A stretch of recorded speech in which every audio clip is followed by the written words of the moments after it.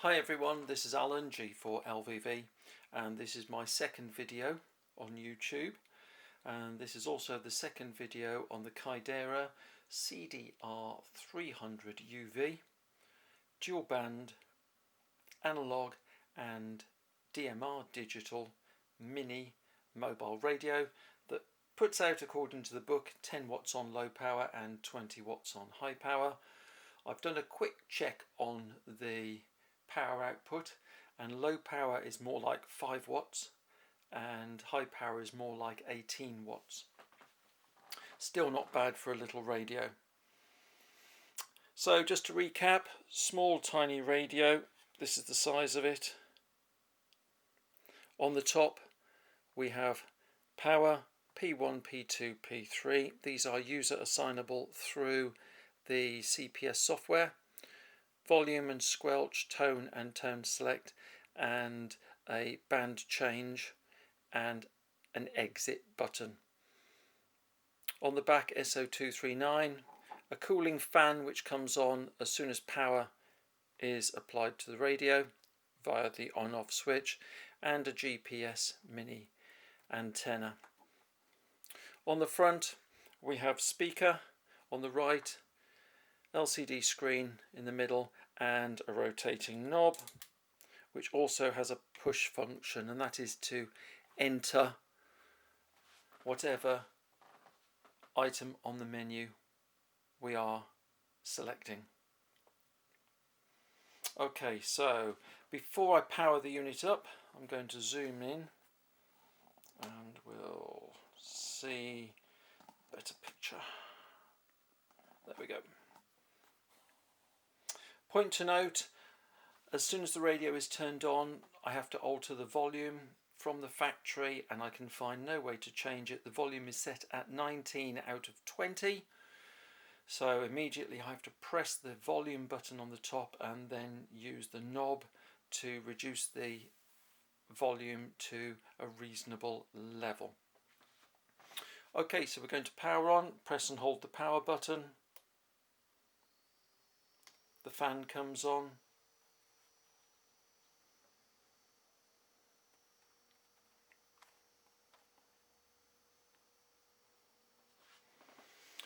And volume we can see is set to 19. Yeah, I think we're a bit too close. There we go. Yeah, we're going to set the volume to 6. Okay, so a quick run through the screen. You'll notice the little red arrow on the left. That indicates which is our transmit channel, and ideally you could have UHF and VHF, but I've got them both in the UHF band. And to alter, we just press the B button and the little red indicator changes up and down. Top left hand side, the speaker symbol indicates the speaker will give audio, and then we have channel number. This is channel number 2. 01 is the zone number. The name of the channel, BJS2T9, is GB7BJ on Malvern Hills, and it is slot 2 talk group 9. To the right up here we have a little symbol with the number 2. That indicates that we are using slot number 2 compared to the lower one, which is slot number 1. The minus symbol showing the repeater shift. Above this we have the time.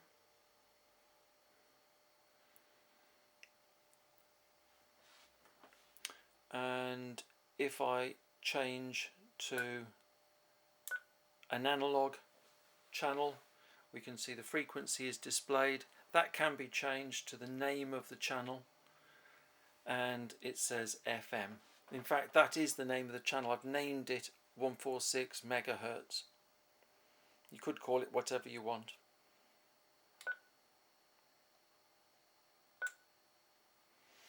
Okay, so to alter the the attributes of the channel. We press and hold the BE button and we can go straight into the channel attributes. Here we can change whether it's digital or analog, the receive transmit frequencies. We can set the power from high to low. We can change the color codes, slot numbers, etc. All this can be done on the fly. The frequencies are entered using the speaker microphone with the numbers on the front of the speaker microphone. To come out, we just press the back button. We can, if we change these attributes, save them to a new channel as well. All this can be done through the menus, but it's quicker to go directly into that. Now, if I zoom in closely, you will see in the center of the screen, that's a bit too far, right in the center between the two zones, you've got the three tiny LEDs. This indicates whether the radio is on low or high power. At the moment it's on low power, and if I press P3, which I have set up to change the power, you get another 3 bars, and that indicates that we are now on high power. Okay, I'm just going to alter the camera, see if we can get the focus a bit better.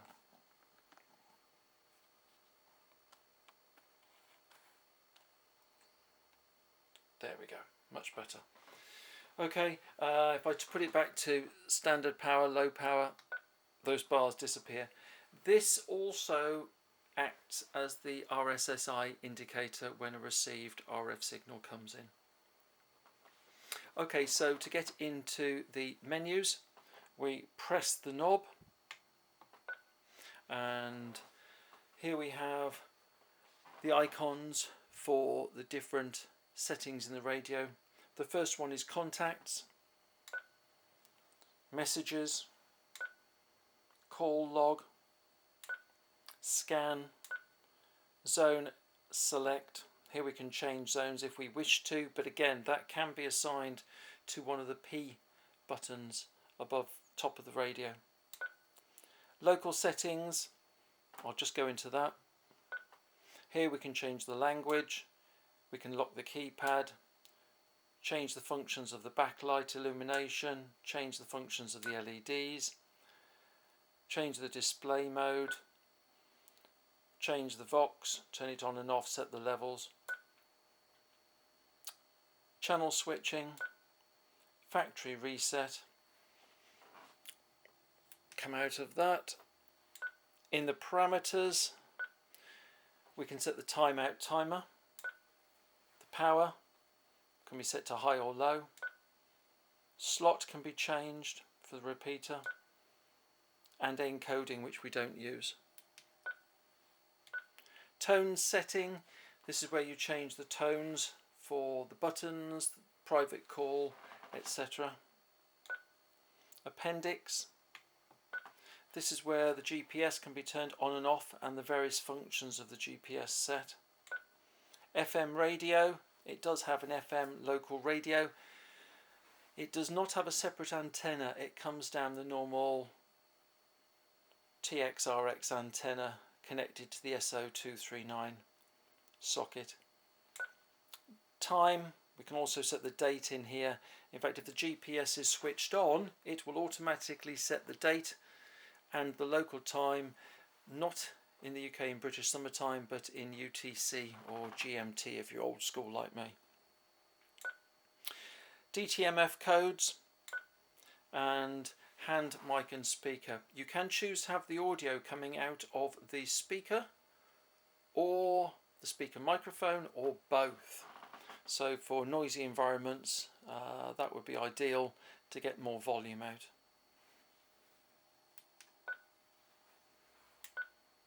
Record, this is where you turn the record function on and off. Up to 200 hours of recorded QSOs are stored on the internal memory. Information about the device, radio ID, RX group lists, channel contacts and version number.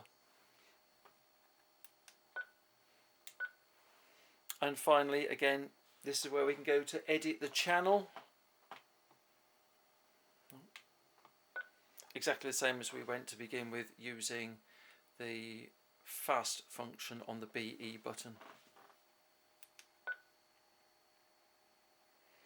Now, turning the knob goes back to the beginning again. Contacts.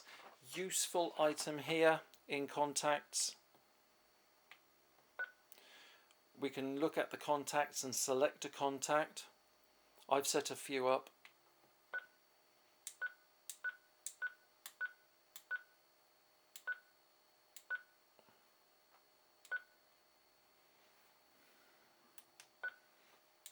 We can add a new contact, or more importantly, we can do a manual dial. Now this is a manual dial private call, and using the keys on the microphone we can enter and straight away press the PTT from here.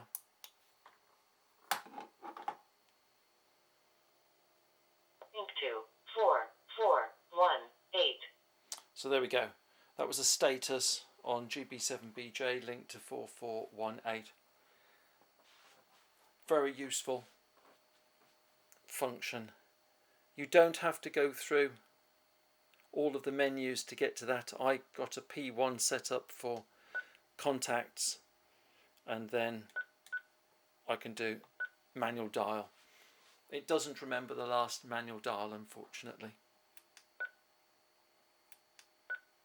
Okay, so there we go. That is a quick look at the Kydera CDR-300UV. In fact, we'll just see if the kit is there from G3UDA.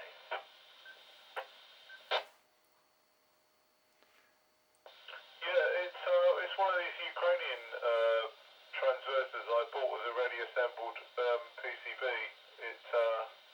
I bought a very early one. So I had to work out all the switching and the power attenuator and all that sort of stuff. And I would have to say that the only thing that's gone wrong with it is... There we go. So that was GB3HN, the Clee Hill repeater, connected to the UK hub net. So there we go. That's the end of the quick look at the functions of the Kydera CDR-300UV.